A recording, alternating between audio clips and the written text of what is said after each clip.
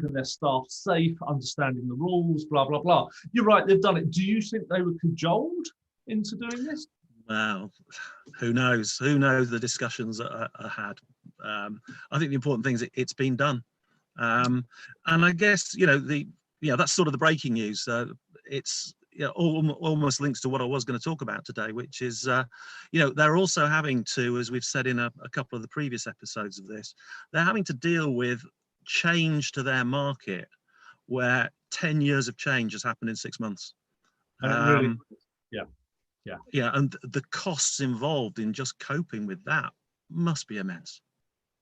And what does that mean? I mean, we've got the future of the high street. I'm sure that's well documented, and particularly we've got Debenhams, Arcadia of recent.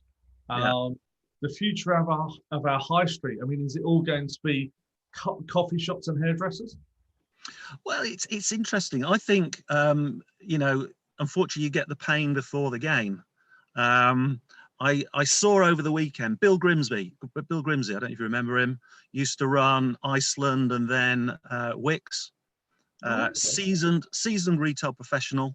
Got a lot of time for the guy. He's a really good operator. I think he interviewed me once, but didn't give me the job. So anyway, not everyone's perfect. But he basically was saying that people like himself spent the 80s and the 90s creating Lego brick towns where you can remember every single town was a copycat.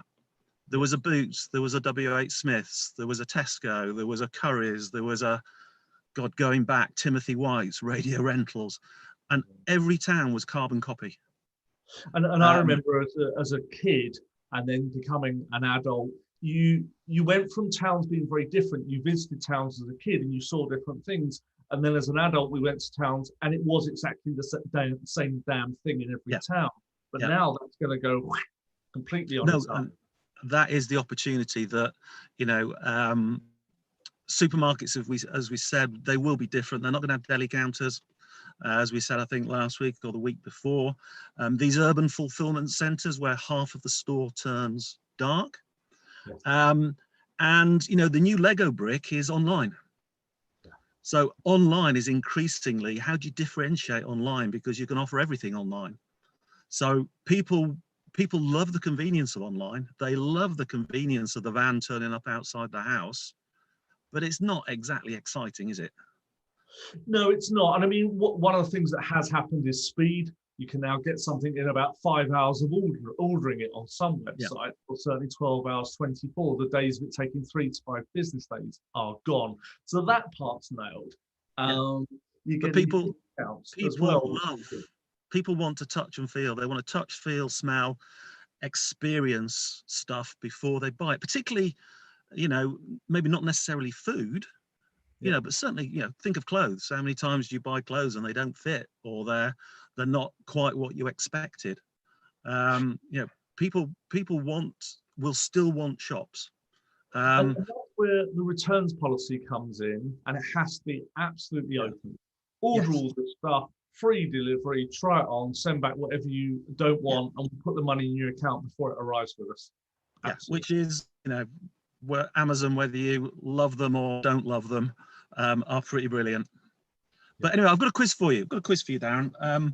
So, future of the high street. There has been research done in terms of what will encourage people into stores if they become, there aren't any deli counters. The grocery becomes part of a dark store. What sort of services and things do people want to see in stores? So let's see how close you get to these. Top 3. Number 1, 42% of people said that they would want to see one of these in store and would actively seek out a store that had one.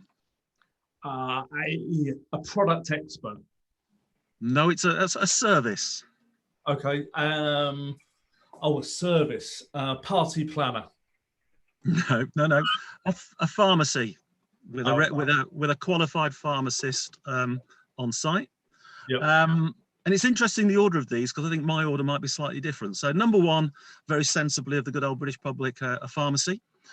Number 2, at 35% of people said that they would actively shop in a place that's provided this. A dry cleaners? No. Okay, I'm thinking of a Timpson's key cutting type place. No, No? no. Bit more of a basic need. And I don't Recycle. mean it. I don't mean in-store toilets.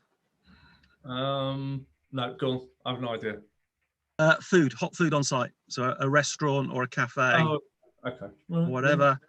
And this is the one that I found most interesting because I think I'd put it at number one. 29% of people said that they would actively shop in a store that provided personal shopping.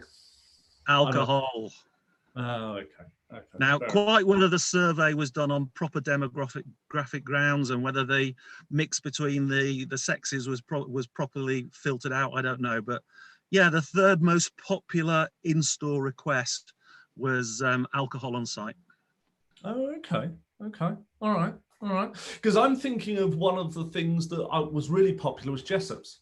Now, those poor sods were doing a cracking job of providing all the knowledge. Then the Yes. customer would leave the shop, go and find it on Amazon. Yeah, and that is the problem, isn't it? That this future that becomes experiential, I think is the word, experiential shopping. Yeah. The danger is people go, and I think PC World are suffering from this. Yeah, people go and look, feel, touch, decide which fridge freezer will fit in their kitchen, and then order it from Amazon or appliances online. Those businesses just aren't going to survive not doing that. They need something more, don't they? Yeah, yeah. And let's take it back to the grocers, where I think the grocers are doing a very good job. If you look at the Tesco's and Sainsbury's and Waitroses of this world, they're adding all these really phenomenal new sexy boutique products and brands that you can't get online, you can't get in Aldi. But stuff, if you're an enthusiastic cook, or you like to come up with recipes at the weekend, etc., the stuff that now people like, I guess Waitrose have always done it, but Tesco and Sainsbury's really jumping into that space so that people have a reason to go there to experience great food. And so although it may be a bit gloomy at the moment with stores shutting and what have you, I think the future, as Bill Grimsey said, is actually we're going to get a very diverse, very much more choice, and that we'll move away from these identikit towns, which I think is a good thing. Yeah, I do. So maybe there's a positive to come out of this damn COVID. Yeah. And with all the news this week with the vaccine, maybe there is light at the end of the tunnel. And as you do travel round, there are already towns that maybe are the model. I mean, Frome in Somerset has got so many independent artisan shops, and particularly food shops, that it's become a magnet of its own. There's a town in Wales that does exactly the same thing. So if our local high streets can look more like a Frome, bring it on, I'd say. Well, I know in my hometown, which is Tame in Oxfordshire, there was uproar when a Domino's arrived. Yes, yeah. Because we're trying to keep that balance between the independence, the quaint British town, market town, and yet we've got to bring in some of these brands that can pay the rent. Yeah, absolutely. So anyway, I'm back off shopping. I may even pop in to see if the 29% of people were right in their choice. And something for our viewers, if you're a national account manager and you're thinking about the future and what you need to do, then e-commerce category management is something you definitely need to start understanding how your shoppers are navigating menus, ordering promotions, abandoned carts, as the Americans would say. We're getting a lot of inquiries about this stuff at the moment. And if you tune in next week, we're going to talk about the ghost of Christmas future, aren't we? Oh no, that was the pantomime. Yes, we are. Yes, so we're going to talk about the future of national account managers and how, again, a bit like the high street, there's big rosy opportunities in the future if people change. Yeah. But ghost of Christmas present, if you stay as you are, maybe time for a New Year resolution. Okay.